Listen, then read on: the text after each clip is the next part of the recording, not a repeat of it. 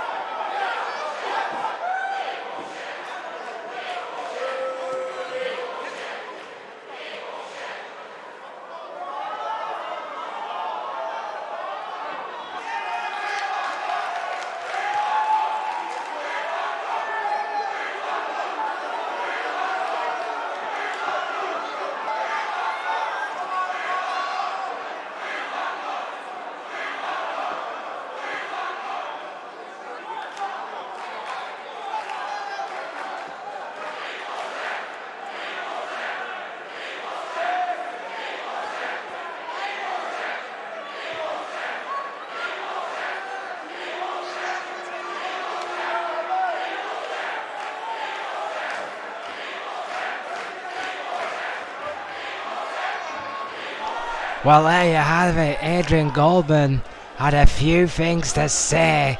That's huge news for Riot 11. Tomorrow night, Yuri and GBH will go one-on-one to determine your new number one contender, Owen. That should be a huge match. Well, it may not be an answer straight away, but at least we're going to find an answer out by the end of Brawl. Wait, it's been narrowed down to 2 men. And of course, it's only a question of who first. I mean, that's the thing. They've both earned the shot by Adrian Goldman's own words. I think that was the key words in that whole paraphrasing there by the mad scientist. It was who's first, not who gets it. So I think both those men can expect a title shot in the near future, but of course neither man want to wait and would love to top the card at Riot 11, as all the wrestlers in N.E.W. would. I mean, it's also interesting to note a little side swipe he had at Snake there at the start of that tirade about basically threatening to throw Snake out of the UK tournament. That's going on later tonight. Yeah, of course, that huge 6-man battle royale to determine the UK #1 contendership, the first of our 3. That's, as Adrian Gilman mentioned there, the first of our 3 #1 contendership matches tonight as we head a million miles an hour toward Riot 11. Yeah, you blink and we'll already be, you already would have missed it. I can guarantee you it'll be here before you know it. Don't miss it on Sunday.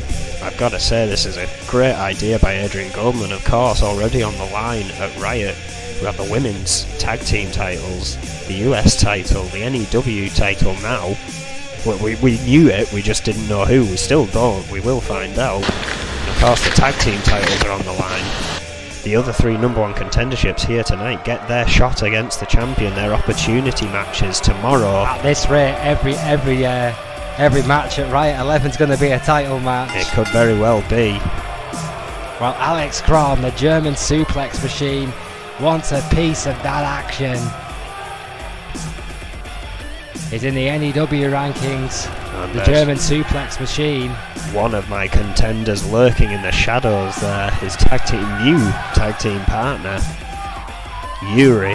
Oh, absolutely. I mean, Kron and Yuri have now decided to join forces in the tag team division, but Yuri, after that news from the mad scientist, can't be completely focused tonight. You would have to believe on the fortunes of Alex Kron, who is also trying to get a foothold into the world title picture.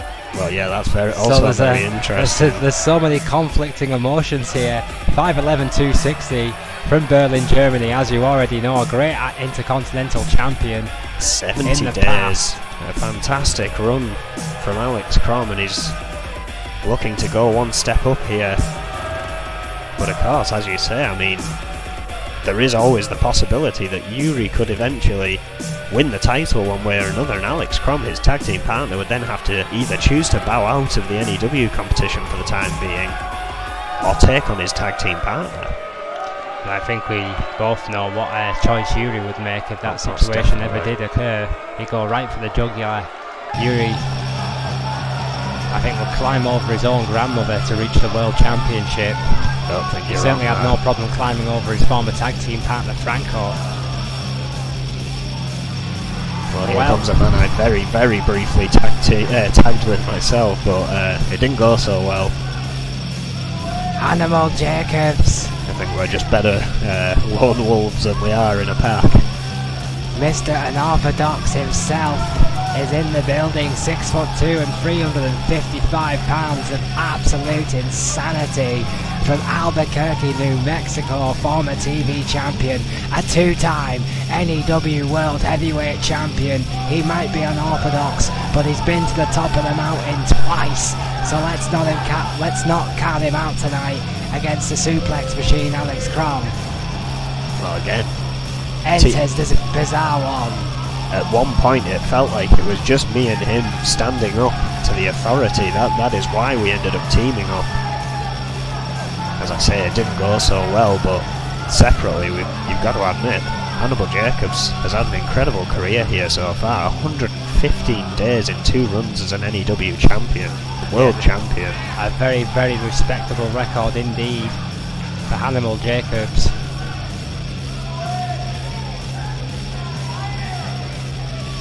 And again, has, until recently, essentially been the 3rd wheel in the Alex Kron-Franco battle of the suplexes. Now finds himself a main contender here. Well, as we'd expect, a talent like Hannibal Jacobs not happy to sit on the sidelines, claimed he was the 3rd wheel for no man, and has got himself right back into the middle of this thing.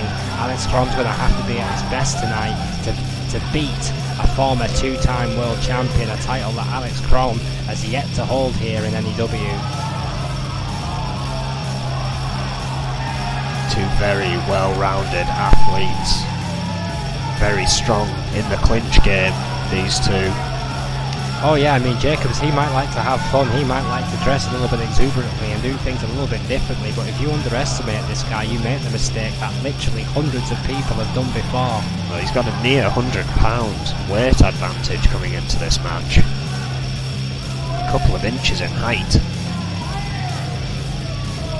Two veterans tonight, two guys who've been round the block once or twice here in N.E.W. Should be a great matchup. Mike Shatopa rings the bell and here we go. Crom starting off fast with the Uranagi. Standing Uranagi right out the bat from Alex Crom. That is a shock start. Jacobs may be rocked by this one. I was about to say as well, Alex Crom may have a slight advantage having a man like Yuri in his corner. Jacobs are big shots to the ribs.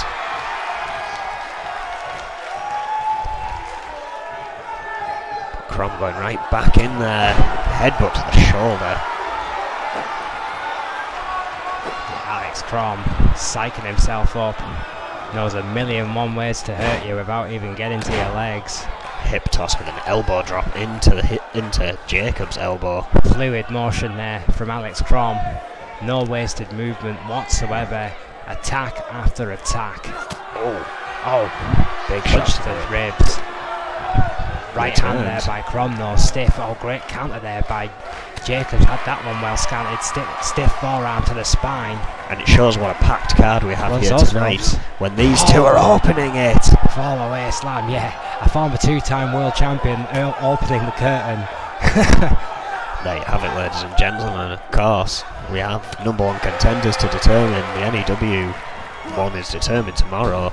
I'm guessing this is just for future reference. Saying that, we have a 4-time world champion on colour. Well, there you have it. Backbreaker by Crom.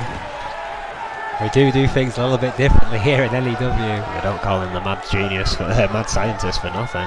Adrian Goldman at the helm of this company. What a shot from the outside. Alex Crom at the helm of this match. On that ring apron, looking to cause some trouble. Gonna go airborne. Oh, what a strike! What a right hand. He got all of that. The count begins again from Shatopa. Of course, this is a normal one-on-one, so countouts are in effect.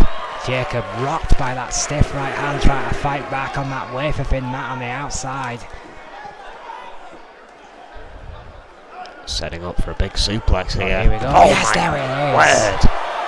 Heard the spine thud off those mats. Massive shot there with that huge suplex by Jacobs. Oh, barely no protection on the outside, slamming Crom into those vicious steel steps. Count 7, rolling in the ring. Jacob back into the ring.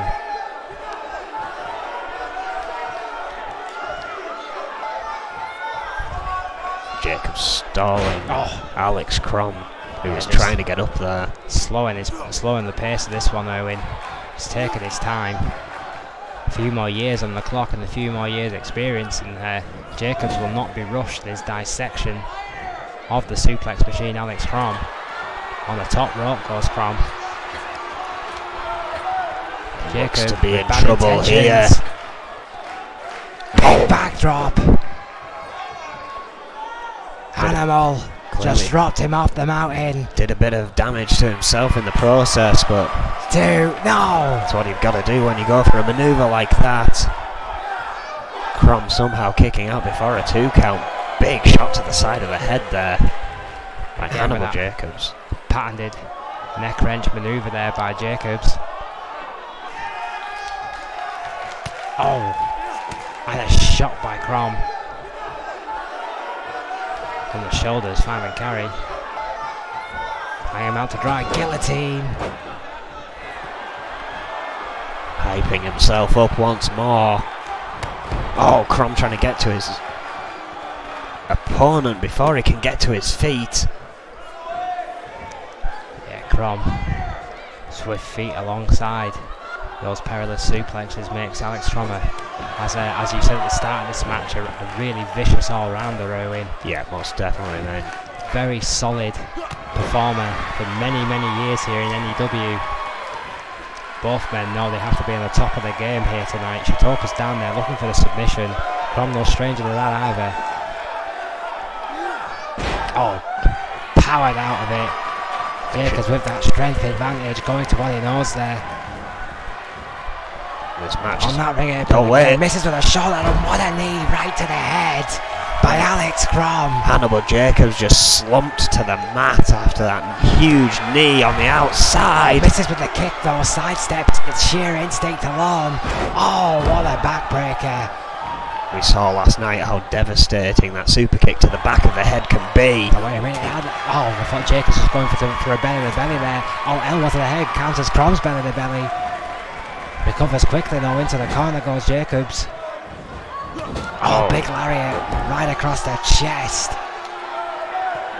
What an opening bout here on Whiplash. The man from Albuquerque is all at sea. Alex Crom is in control. Oh, Newcastle coming alive once more. Jacobs trying to regain control of this matchup here, but he has taken a beating.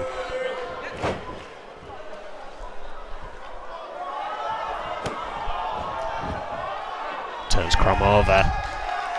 Goes for a half camel clutch of his own. Half camel clutch there, yeah, going for a submission, as you quite rightly say, on Alex Crom, who counters it eventually. But the damage might have been done there. Stiff left hand gives Jacobs a chance. Fisherman suplex bridge, beautiful. Let's go though. Yeah, I think the motion rattled him out of the position of the pin. Well, meanwhile, Shatopa being distracted by Yuri and Crom, grabbing a handful of hair and slamming Hannibal Jacobs to the mat. Not enough. Yuri with his first interference in this match almost gave his tag team partner the advantage, but what a recovery by Jacobs. What a spine buster. Shades of Arn Anderson right there. Operative word there, almost. Alex Crom face first into the mat there for another time in this matchup. And he's been bust open. Wait a minute. Blocks that boot, but pushes what a spinning wheel kick, my word! That could be it right there.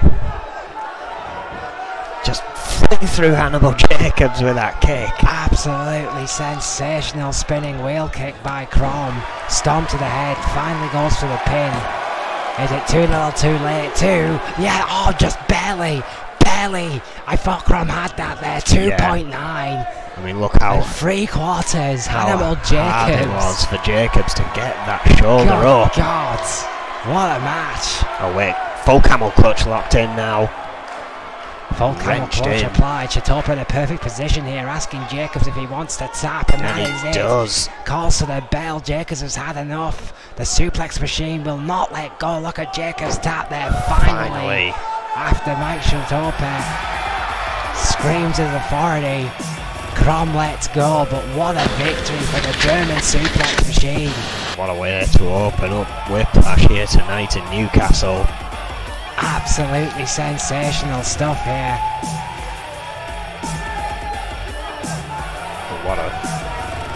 And again, that fisherman just couldn't keep hold of the leg. Yeah, I think that might have just been the turning point, Erwin. I mean, you're quite right there. The sheer force of impact by Jacobs, and Crom literally rattled right off the mat, which forced Jacobs to let go of the leg, and as soon as Crom got back to his feet, that was all she wrote. Jacobs never recovered, and Alex Crom with that submission, that full camel clutch, picks up a big victory here in the N.E.W rankings. What a match, what a way to kick things off. Well, we're not stopping there. We're moving on into the tag team division next. Yeah, Whiplash is going to have more than one surprise here tonight at the Metro Radio Arena. We thank you once again for joining us live here tonight. And coming up next, it's Redemption versus the Fixers. It will be Franco and Marty versus the Doctor and the Mechanic live tonight. A team that came so close, yet so far away against End Times last night. The Fixers go against Redemption, Franco and Marty. Yeah, of course, the Mechanic in a brutal Intercontinental ranking match with the Reaper coming just short. Now they move back to the tag team division. Redemption, of course, beating the Trailblazers by count out. Franco utilising the ring apron, ramming Bart Brute's head into it repeatedly until the 8 count, I think, or the 9 count, slid back in and got the victory. I don't think the Mechanic or the Doctor are going to fall for those tactics here tonight. Well, yeah, I mean, Franco and Marty, I mean, let's be honest, if anyone knows anything about being screwed, it's those two men.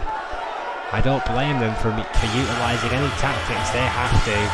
Especially against a team like the Trailblazers, but I think this one could be a clean match if they allow it. Well, Franco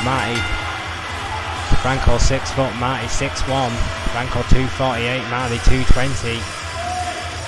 Franco, of course, from Beverly Hills, California, Marty from Denver, Colorado. They've become close-knit friends since starting to train together, of course, after the breakup of both the Brotherhood and the Crew.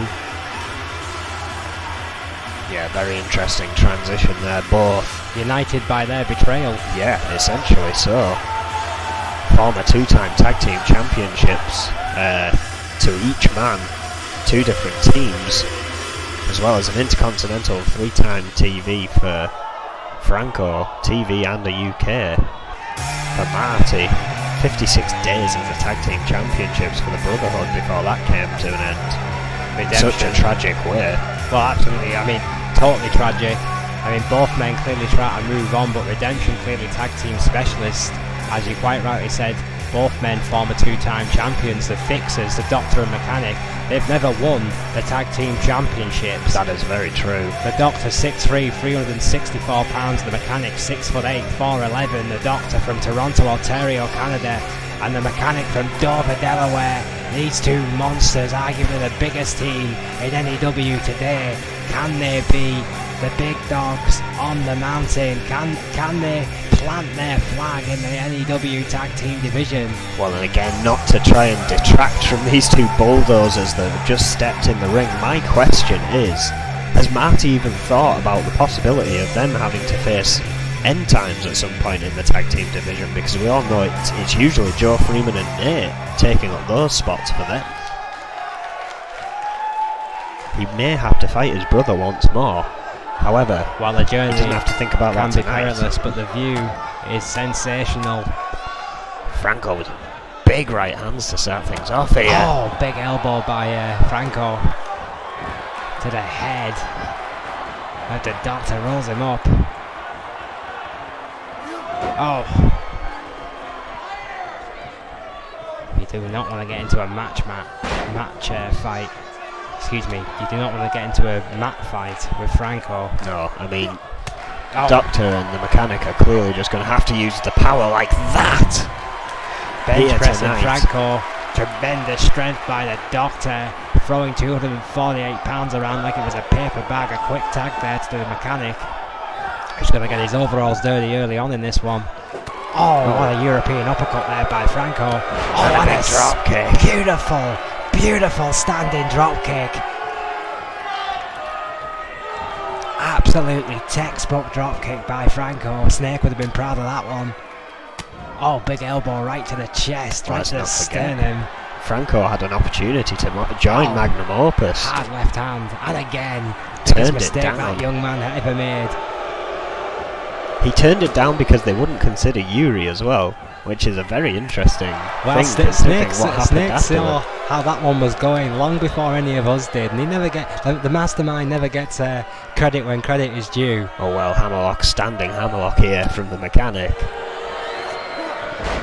Oh, breaking freeze, Franco, but not for long. That great lockup and then just pushing Franco to the floor, but that arm breaker there by Franco. Oh, misses with the drop kick that time. Mechanic had it well scouted, sidesteps it. Oh, beautiful gut wrench suplex, overhead gut wrench.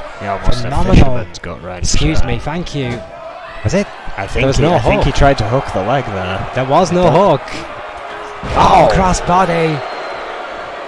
He might have tried for a fisherman. It was a hell of a suplex, whatever nonetheless. It was, yeah. I mean, again, using this strength power advantage against Franco here, keeping him isolated from Marty. Well, answers on the postcard, we are live. Franco back in control and in their corner.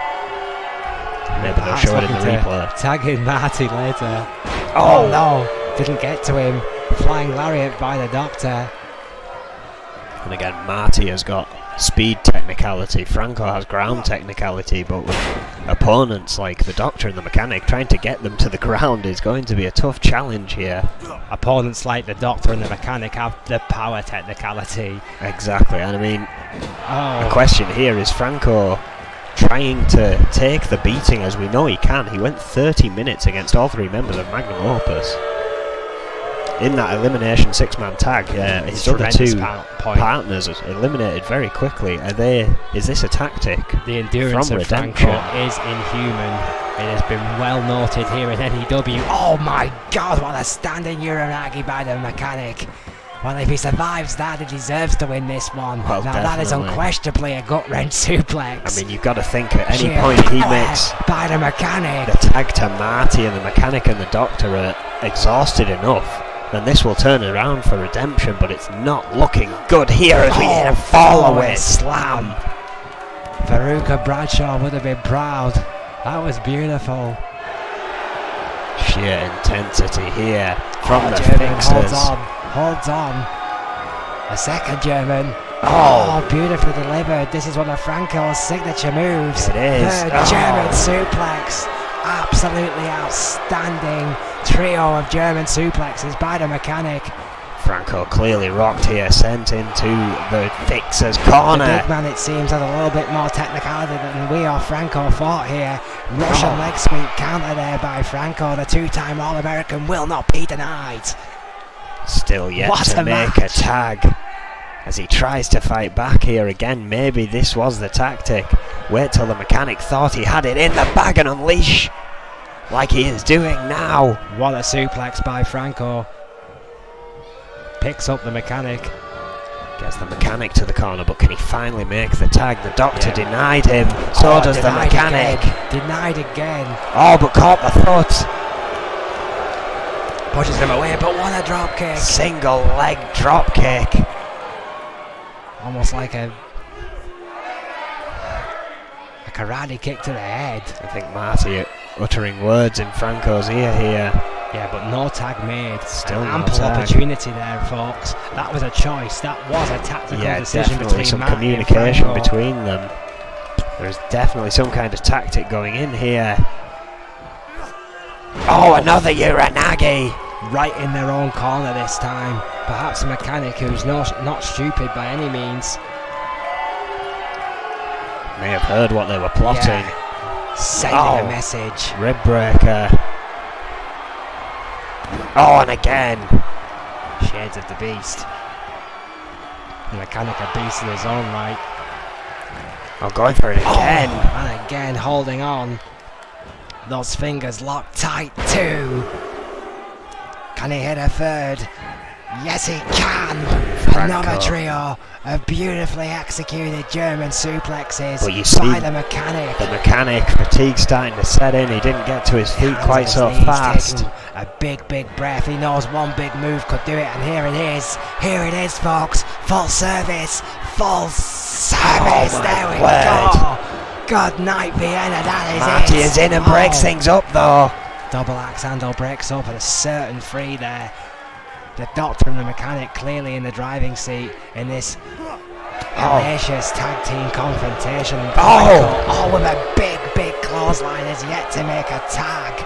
Will he do so now to Marty? Finally does. Finally, Marty the fresh man, the Mechanic on the outside, have redemption turned a corner here tonight. Float over. DDT on the outside. What a DDT. Oh, but look at that. Arm drag. Yeah, what a counter by the Mechanic. Who's shown a much more technically sound base than that we were expecting here tonight. Big needle, nothing technical about that.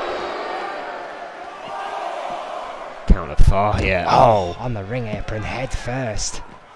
Mike Chitopa to the count of 5. I'm sure N.E.W. has had its fill of countouts for 1 week. Yeah. I'm not sure what Adrian Goldman will do. Can we have a six-way dance for the tag team championships? Well, we might be about to find out. Oh no, not again. Slammed him into the apron there. Count of 8, and again. Oh god, head first. Giving them a taste of their own medicine as the mechanic gets back in. Oh, the and fixes. the fixes the same way the Redemption made it to this match. The fixes have just pulled a beautiful tactical maneuver right out the bag. I am speechless. That was magnificent. Well, I have a feeling By the fixes. the tag team matches here may be changing. If I know Adrian Goldman, he will not be happy that another advancement is via countout. Well, the Doctor and the Mechanic did nothing illegal here tonight. That's very true. It is the rules of the Redemption game. did a mere night ago, Erwin. This time, the fixers. And you've got to admit they were in Ed's control Redemption. until the very end there, before they stole it back with that countout. Well, Redemption may have been in control, but the record books will show that the Doctor and the Mechanic picked up a vital victory in their quest for the N.E.W. Tag Team Championships. Well, we move on into the US rankings, of course. The Reaper set to defend that title against Zach Fuller, who pulled out a surprising victory against him. Adrian Goldman, of course, planning ahead, looking to find a next #1 contender. Well, yes, it's, you know, we've always said it, folks, N.E.W. a place of chance and championships. Well, tonight it's a chance for Warlord and Troy Webster in the much coveted United States Championship division. Yeah, two more looking to climb that ladder. A very interesting one for me personally, because Warlord has been known to finish matches quickly with that devastating jackhammer maneuver, and the long game of Troy Webster has been called into question. Both these men are high impact performers and will try to get this one done as quickly as possible, so I'm expecting a brutal affair between the Warlord and Troy Webster. Really, my question is, which man has the harder punch? Because if both these guys come in hard, then surely it's sheer physics. When force meets force, there is a reaction. Well, my question is, why haven't the Tech Monkeys given us a stopwatch for Warlord matches yet? Yeah. They are that intense, ladies and gentlemen, as you are about to see, as he makes his way through the back. He's got his own security for a reason. This man is one of the most feared and hated men in N.E.W. for a reason. The Warlord has a past, but right now, its future is bright. This is the meanest, hardest, toughest, strongest, fastest Warlord I have ever seen. This could be a potential future world champion. Forget about the United States champion. This guy is one to watch. 6'2" and 255 pounds from Akron, Ohio. A former TV champion. Great run as a TV champion, Owen. 87 days. Yeah, absolutely phenomenal run. But Warlord, my God, the form he's been in as of late could be unstoppable in his quest for gold. Could this be the man who humbles the Reaper? Well, and again, since leaving the Enforcers, I believe, as far as I can think, Warlord has only essentially ever lost a match due to interference in some way, shape or form. Well, it's no secret, Erwin, as well. I mean, the Reaper has struggled in the Intercontinental rankings. He's not found it as easy as he thought he would, and he's had to fight and claw for everything he's earned in the Intercontinental rankings so far. The US, yes. So it makes this more important, surely, to the Reaper, the champion. Well, yeah, as again, yeah, the TV title held very strongly until Zach Fuller took it from him, who of course was who he took it from in the first place. So, you know, that was kind of a long and heated battle. Now he's moved up into the US rankings. It's a different kind of champion at the end of this road. And there's a few more sick and sinister people along the way, like these two. Troy Webster doing the wrestling here tonight. Bart Brute along for accompaniment, which could plague Warlord here tonight. Yes, it could. I mean, undoubtedly, Bart Brute and Troy Webster are not afraid to take a shortcut. This United States ranking matchup, excuse me. point I was trying to make still remains valid though. I mean, the Reaper has struggled since moving up a division, and now surely holding on to that championship has become all the more important, perhaps arguably the most important it has ever been to the Reaper. Webster stands at 5'11", 230 from Baton Rouge, Louisiana, proud member of the Trailblazers and a three-time tag team champion. 191 days in those 3 runs the Trailblazers held those titles. Before Bart Brute blamed Troy Webster for their failures and left. That's all water under the bridge now. It seems Brute that has been way. impressed by Webster's brutality. This could be an interesting confrontation to say the least. Chitopa has rung the bell and here we are. Webster in the headlock. Managing to get a headlock on Warlord, but it won't last long. Nope, you're not going to outpower the Warlord, I can tell you that one. Oh, wait a minute, looks like a pump handle. Does indeed. Yeah, here we go. Oh, wait. No counter. Troy Webster using his own weight against the Warlord there. Tremendous counter by Webster. Goes for Big another headlock headlock of his own. Trying to buy himself some time Russian here leg to sweep. think, I think. Yeah, Troy Webster taking a methodical approach. Warlord counters though quickly. The velocity just bounced him back out of the corner, but Good face around, I was slamming the face and he... right to the eyes. The Warlord right into the mat. Oh, big elbow by the Warlord to count the final carry. To follow up. And just like that, folks. Troy Webster all of a sudden. Big counter though by Webster. Big elbow. Big headlock. Warlord's trying to slow the pace here. Yeah. Troy Webster tried to dictate this. And when the match first started, Warlord sped up. Now Webster wants to slow it down and now Webster did speed up where Warlord's trying to slow it right back down again. Just to throw Webster back off the hunt. Slamming his face into the mat. Now building up his own head of steam as he goes to work on Troy Webster, who's starting to look a bit phased here. Look, the point is that Webster tried to take the pace twice and the Warlord changed the pace twice and then just powerbombed Webster right out of his boots. I'd say you need a night off, but you get enough of them. Warlord. Countering there. Other things don't look good for Troy Webster here. Oh my God! He's catching. Spinebuster. Destroying Troy Webster offense here. Going for the pump handle he tried earlier on. Follow-away slam! Dear God, what an explosive follow-away slam by the Warlord, tossing Webster all the way across the ring. Nearly hurling him into the opposite turnbuckle. Then he hurled him into the audience. I think if that turnbuckle wasn't there, he very well might have. Not even the two. Webster is stunned here. Showing a little bit of resilience here tonight. Of course, we did say it in the introduction to this matchup here when Webster's long game has been questioned. This has been a high impact, high intensity matchup and he's took a lot of punishment, and Webster, he may be down but he's still in this thing. Brute trying to provide a distraction. Right up, you know. Brute served his purpose. Tigerplex face buster. Turning this match around. Manoeuvre by Webster. I've not seen him pull that one out the bag before. Bulldog. No, Webster trying to become the master of the DDT, if you will. Ever since that brutal table match against Zach Fuller. Things may be about to end for Webster here. Warlord's just found that other gear. Spear! What a spear by the Warlord unleashes the Hell Demons itself.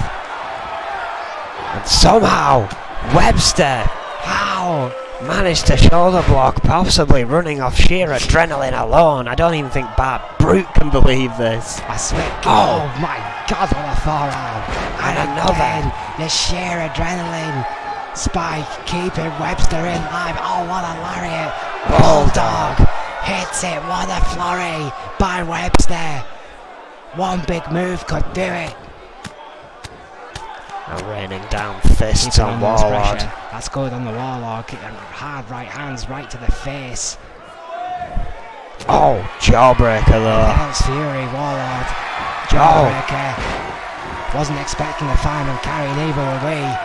Webster's on fire here tonight. Oh, but a fireman carry from Warlord now. So is the Warlord. Both these men not giving any quarter. Oh! What a neck breaker. Tornado neck breaker. I think we should have issued a hurricane warning with that. Wow, going for a leg bar there. Yeah, I was going to say, almost like a modified ankle lock. That was the one I was looking for. Ankle lock. Oh! Don Creation going for a chop. Glenn Webster. Oh, what a backdrop! That backdrop there. Goes for a pin. 1-on-1. Only a 1. Well, I've got to admit, you know, this is a 1-on-1, and Warlord's feet look like they were under the ropes there. Well, whether or not the rope break was called. One count is all Webster got. This match continues. Comes off the ropes. Sent on elbow by Webster. Continues the assault. Oh! Very quick catches the leg. reactions. Big elbow. Headlock. Oh my god, what a front facing DDT to the Warlord. That's what you call hard hitting. That could just about change this match around. Wait a minute. Fisherman's, there we go. Did not keep it hooked. The sheer impact onto the canvas again prevented Webster from keeping hold of the leg.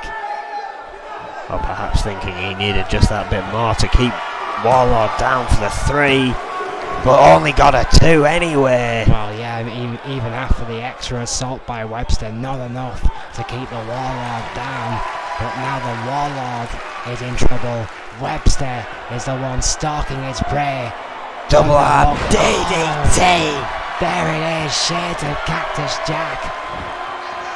And bang bang, Warlord. Oh, and a head busted wide open at the hands of Troy Webster. But Warlord completely cuts that off. Jackhammer near centre of the ring. Profusely delivers the jackhammer, and it's over. And Brute could do nothing to save his tag team partner, who after that double arm DDT we thought had it in the bag.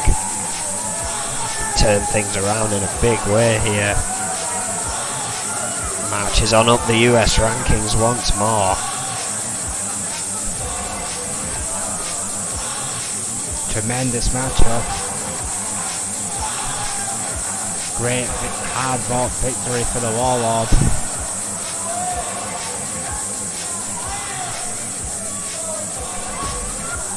Well, if you will, I'd never call a match here in N.E.W. a popcorn match, but the lesser meaning matches here tonight, if you will, are over, and these have already been 3 absolutely intense matches. Clinical violence. Incredible. Yeah, unbelievable. But hard to describe almost. I know that's what we're here for, but we haven't even got to the as you quite rightly say, the high-profile matches. Yeah, which we move into now, our first. Unbelievable. The Whiplash. UK #1 contendership. Yeah, I'm looking forward to this. This should be a great matchup. I'm so conflicted here, Erwin. I have to be totally honest with you. There's a couple of guys in this match who I rate highly. There's a couple of guys in this match I was involved with signing, and there's a couple of guys in this match I've known a long time. Are you telling me you're finally sold on Quinn? No, I'm saying Quinn's lucky to be even in the ring with some of the other guys in this one. Oh, as we heard from Adrian Goldman, Snake's very lucky to still be in this match here tonight. Snake would be a sensational United Kingdom champion. I'm sure he would hold it with the same aplomb and dignity he held the N.E.W. World title or the European title in. Well, interestingly enough, once again, none of the competitors here tonight are from the UK, but that doesn't. Should be a hell of a match.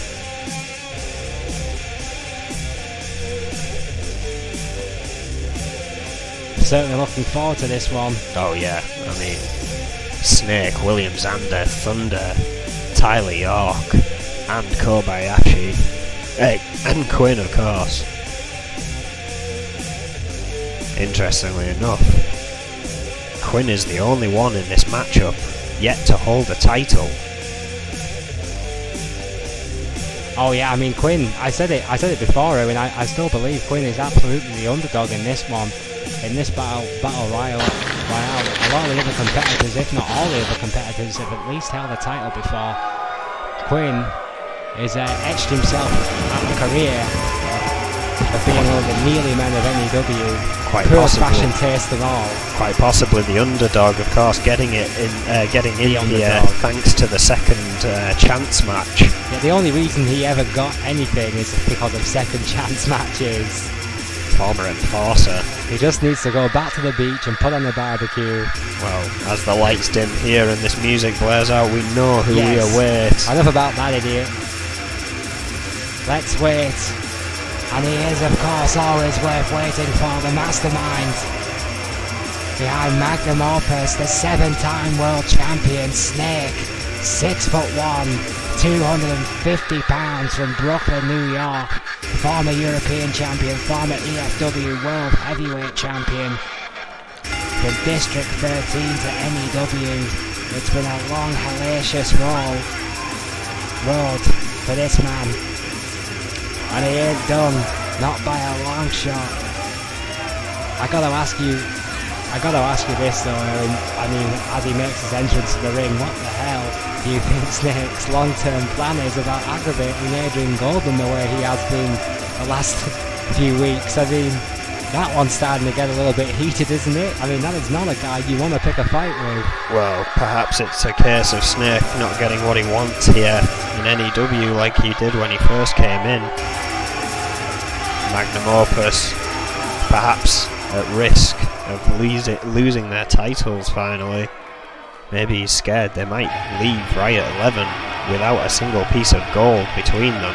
That's just an impossible concept for me to even think about, Erwin. I mean, Magnum Opus without the tag team championships, it's like fish without chips. It's just, it's unheard of. William Zander, 6'5", 350 pounds, a shameless self-promoter from Bismarck, North Dakota, finally no longer denying it. A former hardcore champion and no more friends to weigh him down. So he claims. There you see it. That pretty clear message on the back of the trunks of William Zander. Yeah, of course, Zander Enterprises imploding in dramatic fashion very recently, as O'Grady kind of tried to let out a few behind-the-scenes secrets about them, and Zander opening up on him quickly led to Akane Matsuda leaving as well. Interestingly enough, we'll see her and Emma Zander in the main event tonight, so it's going to be interesting to see how that goes down. 2 of the 4 women making their way into that women's #1 contendership later on. Of course, we have 6 here going into an extreme battle royale. Yeah, it's a family affair for the Zanders tonight, that's for sure. But this guy tonight, you know, I was talking about those conflicting emotions, Erwin. Well, here comes the confliction. Fonda, 6 foot, 220 pounds from Phoenix, Arizona. Former hardcore champion, 2-time cruiserweight champion. And, yep, I have to declare it. I helped sign this guy, so there we go. Sorry about that, but Fonda's one of my guys. Well, he's one of Goldman guys, but I was there. Well, I've got to say, he was always one of my favourites coming in. His style, so like Sabu. The student of Sabu. Well documented. He's kind of calmed it down a bit as a player, I must admit, but it's got no less devastating. Hey, to play the long game, to have a truly successful career, you have to stay injury free, and that suicidal, homicidal offense was going to end his career sooner than it should, and no one wants to see that. Speaking of long games, How do you feel about Tyler York's long game? He was taken to his limits in his last match, but still came out. Yes, he did. Yes, he was. I mean, super tough, Tyler York. 6'1", 248, Houston, Texas, proud member of the Hit Squad, former hardcore champion, former tag team champion. We know all that. Beating Kevin Cannon to get here, as I just mentioned, you know, going past that sort of 30-second question mark, he went about a minute and a half. What our fans... Not exactly a long match by any means, but... What our fans don't know about York in that he is a tough guy. And they're used to seeing him be in the ring for all of a minute. You know, you don't get to where Tyler York has been, i.e. a former hardcore championship and a former tag team championship, without being tough. And York could be going into this match as the most underestimated man out of the 6. I mean, you call this guy the underdog. This guy's not an underdog, he's an afterthought. He's 6 foot and 243 pounds from Melbourne, Australia. He's got the hideous tasting clothes and he's never ever won a title there. My favourite t-shirt I've ever seen here in the N.E.W. arena. Terrible shirts. Get a shave, you hippie. Go back to Melbourne. After you've bullied him about his choice of clothing, he's finally given up and stuck with this. And I like it. Quinn. I don't even get royalties, that's what burns me. How and much? He had the sheer audacity to put an Australian flag on the back of it. How much would it burn you if he won this match here tonight? Well, I hate to say it, out of all the people it could be, I think this has to be my pick. The man who has truly redeemed himself. The phoenix that has risen from the ashes. Kobayashi, 5'10", 230 pounds from Osaka, Japan. The original Japanese import. Proud member of Kobayashi and the Dog, a former TV champion, a former European champion. And my heart says Thunder. My head says Snake, but the soul says Kobayashi. What a story this man has had. Well, yeah, 128 days. He held that TV championship, was absolutely on fire. And then something changed when he lost it. Went on a terrible, terrible losing streak, essentially. He just couldn't get a break here. Ended up being dejected into EFW, the developmental, quite frankly, the developmental part of the company. Our sister company. And rose up from the ashes there. Has made his way back by beating V, who now finds himself in EFW, and this match is underway in quick fashion. Quinn already looking to be eliminated by William Zander here. What can only be described as a 6-man clusterfuck. Fights himself free. It's gonna get Snake messy. now looking, It's gonna get ugly. Looking to eliminate Kobayashi. It's gonna get Powerbombed. Thunder there to Tyler York with that hellish powerbomb. Kobayashi breaking free and going for Snake here. Oh, wait, belly to belly. Beautiful. And then Zander there, that big forearm smash to the Australian one. He's in the corner and in trouble already, no surprise there. Yeah, second time. Zander is looking to eliminate Quinn here. Two former enforcers going at it here. Big suplex to Thunder. Quinn trying to fight back against a much heavier Zander. Gets an elbow to the face for his trouble, and again. Oh, vicious strikes by Zander, stomping the mud hole into what's left of Quinn. Oh, York just getting a huge lariat out of nowhere from Snake. Thunder and Zander on Quinn. Quinn hanging on for his dear life. 2 men. Third elimination attempt on Quinn that I've seen. They didn't know he shouldn't be there. He's an imposter, and everybody he's fighting and fights free. Oh, Snake with a kick to the spine of Troy Webster. Quinn on the ropes here, finally. Oh wait, no, holds on. How the hell did he hang on to that? What a lariat by Zander. I thought that was all she wrote, but Quinn once again holds on. Oh, keeping hold and snap Tyler York suplex. Kobayashi. And him battling close to the ropes. Snake barely survived a moment ago from the hands of Kobayashi. Now, William Zander and Snake going at it, and those two guys have had history. Oh, what a suplex by Snake. Meanwhile, Kobayashi just using all of his body and flying into Tyler York, knocking him for 6. Lumbar check Snake. Oh, lariat from Thunder. Quinn was up against the ropes, but no one noticed. This war rage is on. Well, if a tree falls in the woods, Oh, and no one's there, does it make a sound? Well, why don't we just ask Williams and Quinn in trouble once more in the corner here. Tyler York looking to push him out. He's getting quite far with it. York now finally. Oh.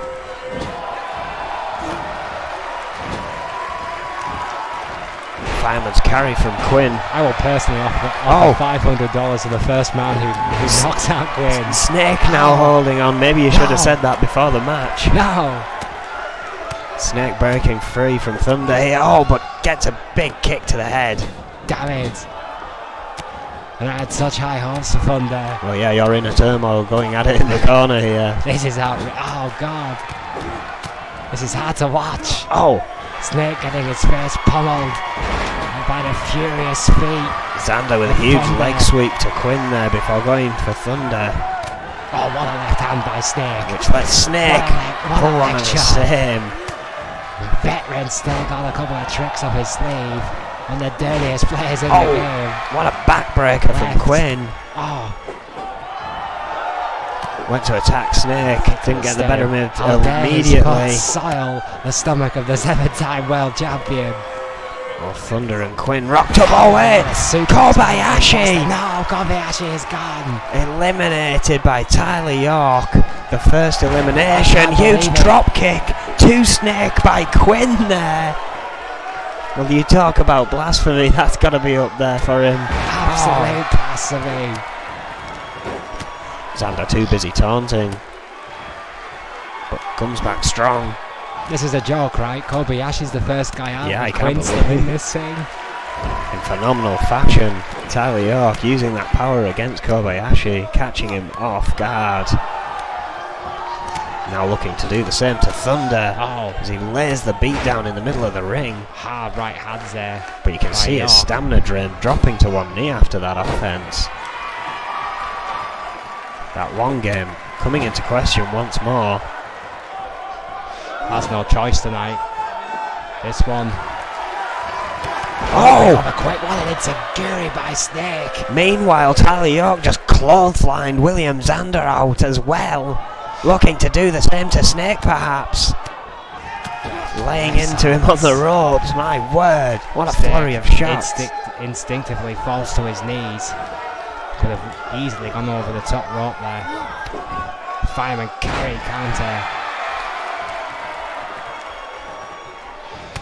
It's down to 4. Which one of these will get that UK #1 contendership opportunity match against Sean Stevenson? I mean, for me, it's still wide open. I think there's a couple of surprises in this match. I mean, Troy Webster and Quinn have done phenomenally well to stay alive in this one. Thunder and Snake, who are considered two of the hot favourites, battling out. Oshikoroshi! Oshikoroshi or not, he has to go over the top rope. That's very true, Tyler York. He can't go over the top rope if he's flat out on his back. Caught some of that offense off the ropes there, just after he took out Quinn, which has given Quinn a chance to breathe, but not much. Quinn is... Oh, what a shot! I mean, pretty clear which category I'm in. I mean, he's impressed. He's been impressive again tonight. I mean, Snake is standing, but Thunder in trouble. He isn't. Another clothesline. Tyler York on a phenomenal roll here. Hard lariat by York takes out Thunder this time with that phenomenal clothesline. Lefts and rights to Quinn. Snake has had enough of the imposter. Oh! By Quinn. Well, Snake finally making an elimination via clothesline. Tyler York doing the rest. It's down to these two. Kick to the heart. And it's York versus Snake. It has come to this. The mastermind of drop kick. What a drop kick. The 7-time world champion, the veteran, who is exhausted, who has been beaten, bloodied and bruised. What a match. Jawbreaker by York. He was playing possum, lefts and rights the Snake. Takes the veteran down. Oh, big boot. What a big boot. Snake in trouble, fighting back though, shot to the gut. Left hand. Utilising all those experiences, quite literally using his own head. Yeah, and I think he busted York open with that. Yeah, he did, and Snake has seen the blood and is celebrating too early. The Mastermind getting a little bit of that cocky streak. York catching some breath, perhaps not enough. On shoulder, kick to the sternum again. Oh, but arm drag. York still has something left here. Still alive, still fighting. Russian leg sweep by York. The crowd coming alive here in Newcastle. They are on their feet for this, and I don't blame them. Snake blocking. Oh, bloody DDT. What a DDT. She could call that one. And just through. York over the ropes. Snake once again with a huge opportunity at hand to face Sean Stevenson, and if he wins that match, he gets a UK title shot at Riot 11. Can you believe it? One match away from another title in the hands of Magnum Opus, and you know what the Mastermind has done right here tonight. He has doubled Magnum Opus's bet on Sunday. In one foul swoop, they've doubled the odds on Magnum Opus Erwin. That is the Mastermind at its finest. What a victory for Snake. What a battle royale. And we move on into our second #1 contendership match of the night. This time it's for the Intercontinental title, of course. The winner of this match faces the legend Cowboy Roy. Can Magnum Opus make it 2 for 2? They've done it before, Erwin. That's very true. Rick Weaver, of course, in this matchup for Magnum Opus, but you've got to question if he does win that, and he does manage to beat Cowboy Roy in that opportunity match. He'll have to run double duty. Well, as would Snake. No, Snake, but as would the Reaper. If he won this match, he's defending his US title, so it may not be in their best interest to win this straight away. Blaze and Louis Richardson have no other ties. May not be as worn for this match, of course, as well, with the Reaper fighting all this week. There are moments in your career when you'll know this better than most, where you have to make that decision. Well, and now the option for dual champion. I mean, come on. I mean, all right. With all due respect, you're probably in the back nine of your career. You know, there are probably more there behind than there are in front. And if the opportunity came to you right now in your career to go for 2 titles in one night instead of one, wouldn't you take that opportunity as a competitor? Well, some would say it's better to burn out than to fade away, and to do that would mean exactly that. Well, there you go. So you can't blame these kids for going for that opportunity. It is exactly what you would do if given the same opportunity, but you do run the risk of running double duty. That's just the price you pay. Well, yeah, Adrian Goldman has made it very clear that if you are to take up both rankings, you must therefore take up the risk of having to. Of course, in the case of this man right here, it's a little different. He has been given access to the Intercontinental rankings as a US champion. That is unheard of in the ranking system that Adrian Goldman has constructed. Well, the Reaper, the Demon of Fleet Street, the United States champion, is here. My first look, by the way, at the brand new United States Championship. I like it. 5'10" and 245 pounds. Yes, of course. The very pits of hell itself, from end times. Former EFW champion, former UK champion, current United States champion. Has never been without a title in his career. Record. Of course, winning the UK title before losing the EFW title to Wade Nelson. And giving up the UK championship when he won that US title. What the hell else changed while I was on talent relation duties? No one told me about this. Well, of course, Adrian Goldman tweeting out there would be a change of titles. He finally got rid of what he dubbed the Crayola set I went for a more traditional look. The UK and US ones embellished with the flag of appropriation, of course, and that wasn't the right word. the correct appropriate nation. Yes, the appropriate flag. That was the thing I was going for.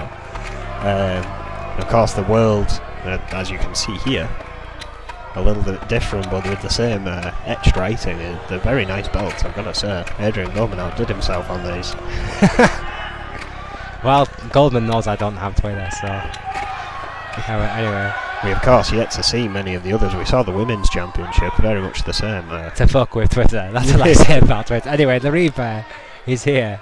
I'm getting shouted at in my headset. Rick Weaver, come on, kid.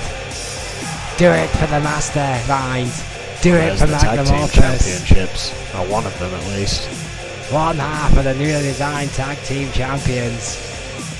While the championships newly designed, the champions remain the same, and I'm predicting will remain the same at Riot 11, 510, 245, New York, New York.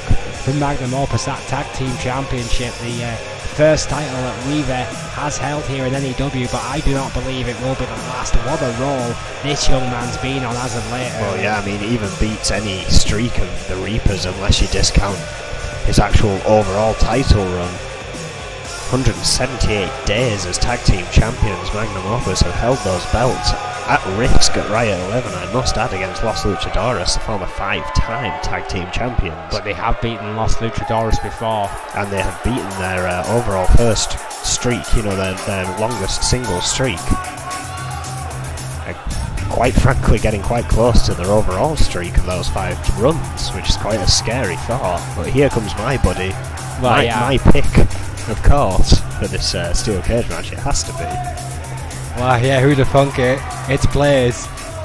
Surprisingly, not in a plume of smoke. 5'8" and 239 pounds from Long Beach, California.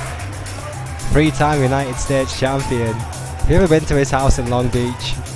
I visited there once. He has a lot of cats. That's all I'm going to say. And surfboards. It's cats and surfboards, yeah. Could never surf. He tried to talk me into it while I was there. It was a talent relations thing. It was a disciplinary. I can't go into it. It was a long time ago. Tends to spend his holidays surfing in Australia, interestingly enough. Because that's what Blaze does. Well, he's a phenomenal athlete. He's a bit of an unorthodox character. He's a 3-time United States champion, a staple of N.E.W for many, many years, all joking aside. And his recent phenomenal run in the Intercontinental rankings has got him to this spot. The autumn of his career may be a talking point for Blaze for years to come, because lately he's got back in the gym, he's got himself refocused, and he's got himself right back in the hunt. Should be a great matchup, this one. All, of course, the #1 contendership for the Intercontinental Gold. Steel cage looming above the ring here as we wait our final entrance into this 4-way cage match. Some would say the favourite, I would say, arguably, Lewis Richardson. Well, I'd love to see another one of his incredible runs. The Executioner, 5'8", 206 pounds, Toronto, Canada, former Cruiserweight champion, of course, a 6-time United States champion. That's a record in N.E.W. 193 days with that belt, so knew that belt very well, of course, helping Blaze essentially reach those 73 days as they went back and forth between that belt for a long time. Well, what does the shirt say, Erwin? What does Louis Richardson's shirt say? I see gold. Exactly. He's set his target, and the target is the Intercontinental Championship. And what have we learned about Lewis Richardson? When this man sets a target, he reaches his goals. That's why he's considered the hot favourite in this one. The veteran Louis Richardson has had his fair share of steel cage matches. The Reaper, Rick Weaver, Blaze and Louis Richardson, Intercontinental #1 contendership underway. Oh, big powerbomb by Blaze to the Reaper, the current United States champion. Oh, armbreaker there by Weaver to Richardson. Russian leg sweep.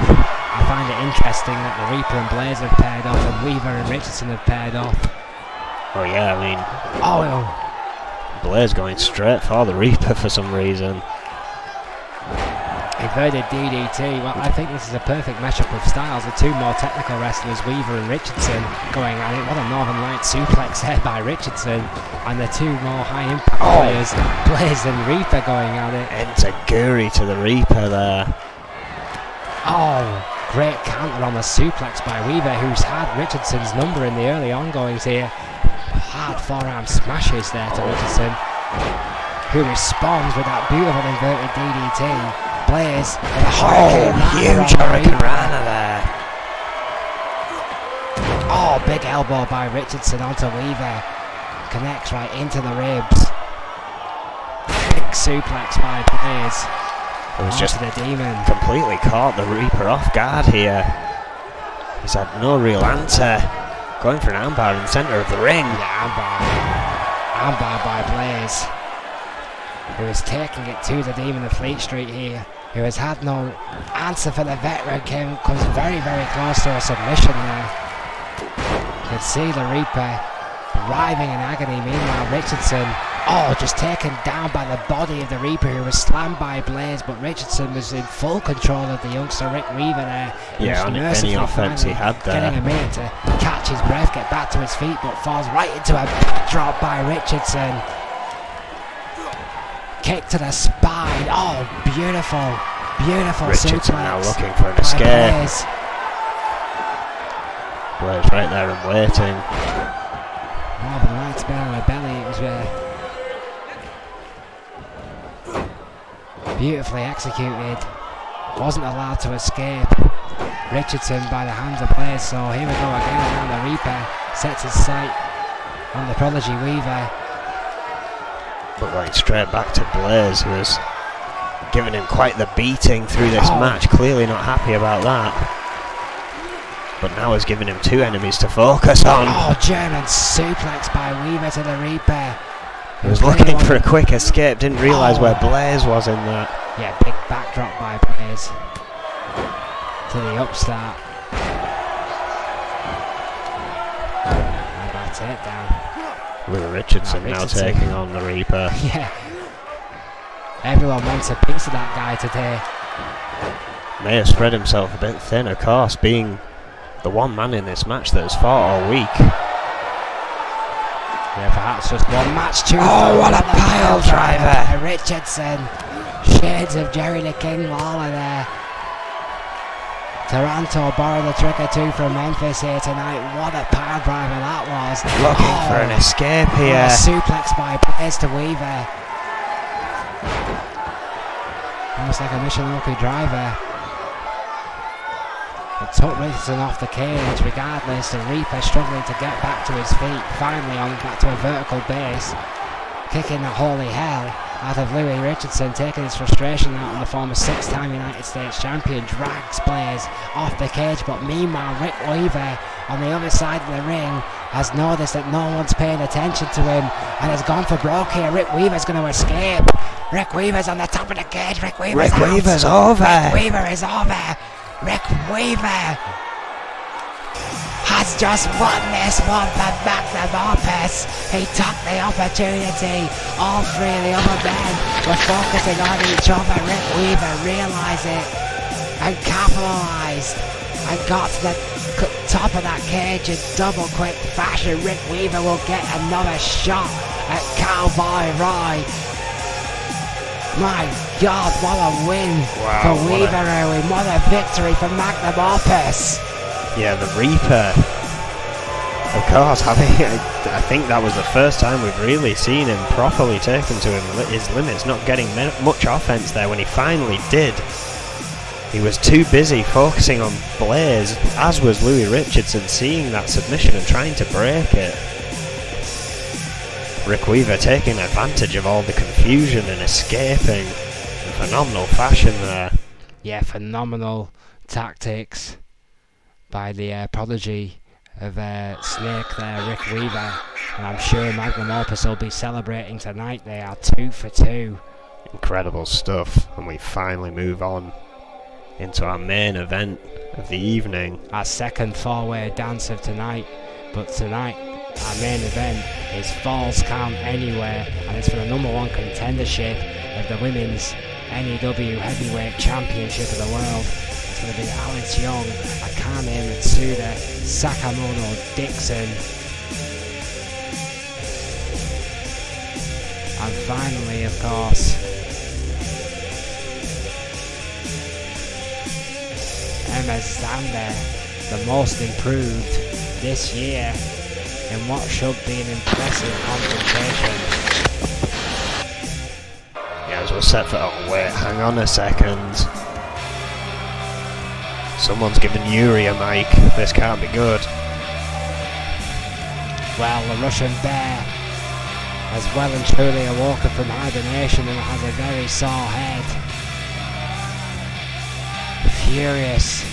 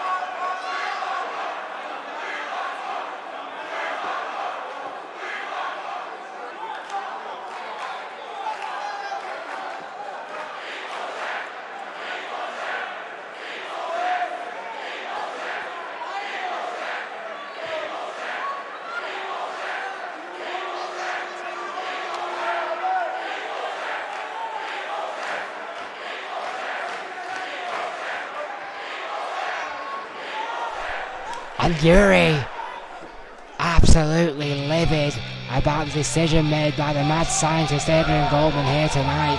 The CEO's decision has infuriated the Russian Bear Ruin. Well, yeah, claiming it's not fair, claiming he is the better man, that he earned his shot and now he has to face GBH instead to get it first. I think he's scared. Well, he vowed tonight, Erwin, to crush, quote, crush the icon GBH to get his title shot. Said he will do whatever he needs to do. And that is a very sinister wordplay by a man as unstable as Yuri, in my opinion, Erwin. Well, yeah, and interestingly again, Adrian Goldman said first, so presumably the next title shot goes to the loser of that match. So they will meet again if they can get the title off me. Either that, or I have to face both of them. Well, I think that's the most logical choice. I don't see what they're moaning about. Well, I don't see what Yuri's moaning about. I mean, he'll get his shot eventually. He just doesn't like to wait. He's impatient. We've seen this. Well, all young men are impatient. It's wasted on the young. Alice Young, Akane Matsuda, Sakamoto Dixon and Emma Zander. Falls Count Anywhere. What a main event this should be. Who'd you pick, Erwin? Well, that is a tough one. I've got to say Akane Matsuda. Alice Young perhaps has the N.E.W. advantage, of course. Most of these women have a long-term ring experience, either here or elsewhere. Emma Zander would be the underdog in this match, of course. We don't know how dishevelled she is, how much she'll go straight for Akane, which could open up a possibility for Sakamoto Dixon or Alice Young in this match. I'm gonna play it safe, and I'm gonna say Alice Young. I think the master of the Tennessee Chicken Wings just got that extra bit of experience, and I think that submission specialty, along of course with Matsuda, may just pick one or two of those ladies over the post, but I think Young, with that extra big match experience, might just have a shade over Matsuda, who I would say are the two firm favourites. No disrespect to Dixon or Xander, who are both fine competitors in their own right. Queen the Strong Style in particular, a personal favourite of mine. But yeah, I think it's this lady. I think this woman's a woman to beat. 5'5", 132 pounds from Memphis, Tennessee. It is Alice Young, a true founding mother of N.E.W, a member of True Force. Here she is, former women's champion, two-time women's tag team champion, Erwin. And well, what else does this woman need to accomplish? What else does she need to prove? 57 days as women's tag team champion and 97 days as women's champion. Definitely has proven she can hold her own in that ring. I've sat down, had the good fortune to sit down recently with Alice Young and interviewed and talked to her about her long and illustrious career. I asked Young what keeps her going, and her response, I tell you, it sent chills down my spine there when she said to me that she would keep going until she found someone in that locker room who was better than her. Interesting words. I mean, what else needs to be said about a statement like that? This woman, I truly do believe she's better than anyone. Akane Matsuda, the Empress, 5'2", she's already a New Japan Hall of Famer. Perhaps she's got a point. 175 pounds from Kyoto, Japan, a former women's champion already here in N.E.W, alongside a fantastic run in the developmental territory EFW. Matsuda's definitely going to be at the top of the cards for years to come, but is this the night she finally plants her flag at the top of the women's division? Of course, wasn't happy with her first run with that championship. Has been trying to journey back to get another shot. May have that opportunity. If she can win this match, she will go ahead to face the champion Sonya Jackson tomorrow night. Well, yeah, Jackson will be looking at this one with for very personal reasons. One of these four ladies could rip away the most important thing in her life, period. Brawl is already setting up to be an absolutely incredible event tomorrow night as we lead into Riot on Sunday. Find another wrestler that's going to make it to tomorrow night to face the champion in those opportunity matches, to see if they make the card for the championship on Sunday. Well, Sakamoto Dixon, the Queen of Strong Style, 5'9", 135 pounds from Bangkok, Thailand, former EFW Women's Heavyweight Champion, and as some would say, many would say, it's not long until this woman adds an N.E.W World Heavyweight Championship to her name. How long will it be before Dixon is champion? That seems to be the question. Will this be the night? Well, the question is, how long is it going to take for her to get to the ring tonight? Of course, the longest entrance in N.E.W. If you want to make a coffee, fold some laundry, mow a lawn, you've probably got just enough time. She is so full of herself, demands this long entrance to... and this she is what I've heard, respect, get into the groove to be able to fight. I mean, the boos from the crowd do not bother her. She goes through this rigorous mantra every time she comes to the ring. We've got two of the best in the world in this one, in Matsuda and Dixon. Yeah, that is an incredible match. Well, Matsuda, Dixon and Young. We got three of the best in the world.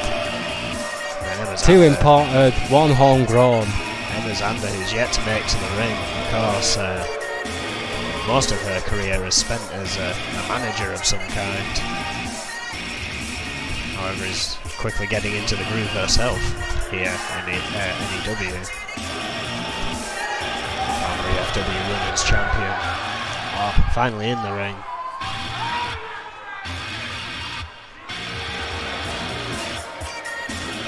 What a match. This is set to be our main event here.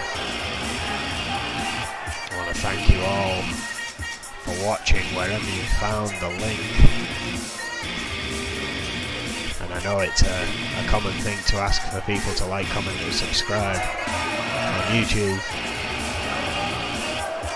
But do so if you like it, if you want to see more, because that's how easy it can be. Of course, we have our social tags up in the top left there as well. If you want to follow us around the social media realms. Adrian Goldman, constant sensation on Twitter so far. Oh, absolutely. He keeps bugging me to get a Twitter account. I think he's trying to get everyone signed up, and he's the only one that's fallen into it so far. Must have. 5'5", 138 from Boston, Massachusetts, Emma Zander. One to watch. Not here yet. So still on Dixon's entrance. That's how long it takes. I told you. Could have mowed a lawn in this time.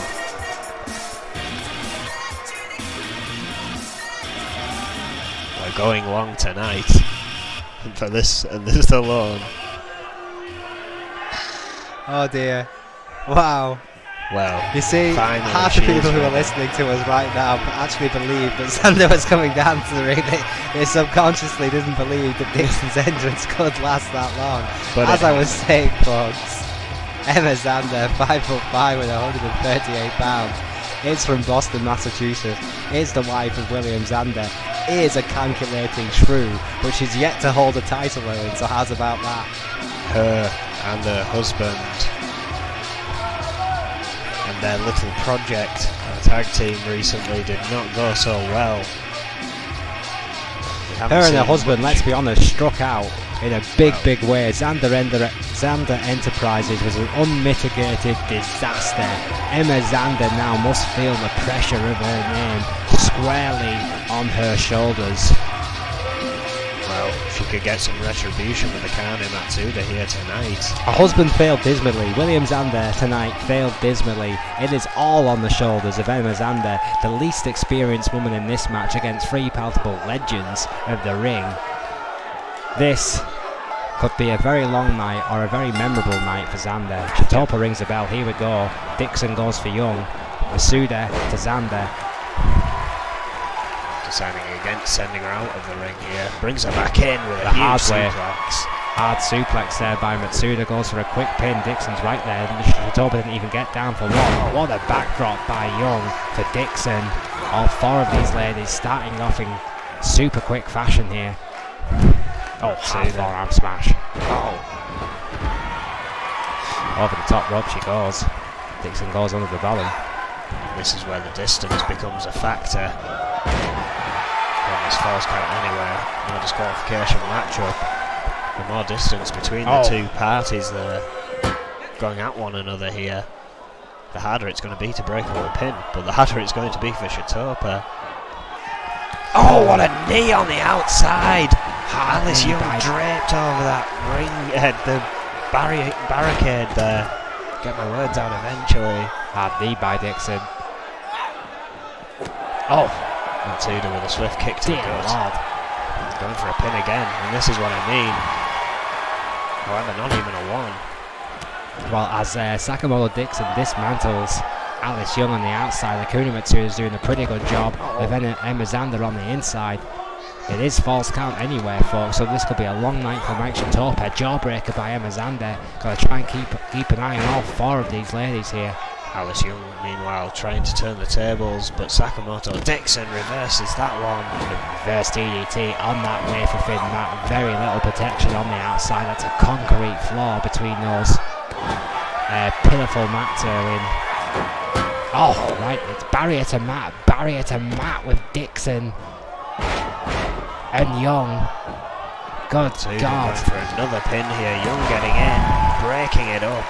after one. Having But to be so fast. yeah, but what kind of condition is Young in? You've seen her there cradling her arm, but a lot of damage done to the outside by Sakamoto Dixon, the queen of strong style. Sent straight back out. Pulling her punches, going right back to the outside to inflict yet more damage on Zander with Young. a pin on Matsuda, not even a one. Not even a one. The Emperor's double A tough. German Zander yet suplex to on earn the the nickname outside. with a snap suplex there to Matsuda. Oh, misses with the crossbody. Went for high risk and got nothing but canvas. Single leg Boston there on it. Emma Zander breaks free. Modified camel clutch there by Matsuda No Boston Crab. in the middle of the ring. It's okay, I do it all the time. Guillotine.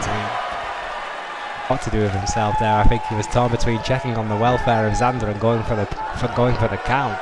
This is exactly why we need one official here in N.E.W. Dixon and Akane going at it here. So Into the corner. Oh, what a forearm! the mad scientist too cheap to get another referee. Going up to the top rope here, but has not seen Zander, who has not What a chop! her gaze. What a chop by Emma Zander, who literally knife end chopped to kind of Matsuda right off the top rope. Young going for a pin here. Emma Zander letting her. Not even a one. I think Zander knew that was never going to get a free. But it would For give the- her a chance to from the catch her Empress. breath. Yeah, just, Four outside here, colliding. just getting in. Shatopa runs for cover, and I don't blame him. I don't blame him one bit. The valuable commodity is Mike Shatopa. Oh, planning DDT. Three back in the ring, but Alice Young's still out. Sakamoto. is that a with submission? an armbar in the middle of the ring. That is an armbar. Shatopa wasn't paying any attention to that armbar there. I think he was checking on Alice Young, who was still down all that time. The referee been distracted on a number of occasions here. It's just simply impossible to call. Oh, wait, Dixon to the outside. What an elbow by Sakamoto Dixon. With a pin in the the middle ring. by Akane. That was a 1.5 at least. Oh, drop kick to the back of the neck by Akane Matsuda. Face to the apron goes Sakamoto Dixon. Alice Young is trying to fight back here. Front drop kick. Akane Matsuda just dissecting her former tag team partner here. T-bone suplex. Tremendous T-bone. But it's spent Akane Matsuda. I think a part of Zander collided with her there, being so close to the corner. Right, with a tremendous T-bone. Oh my God, on the backslide on the driver. inside, on the backslide driver by Young goes for a pin, and that could be all.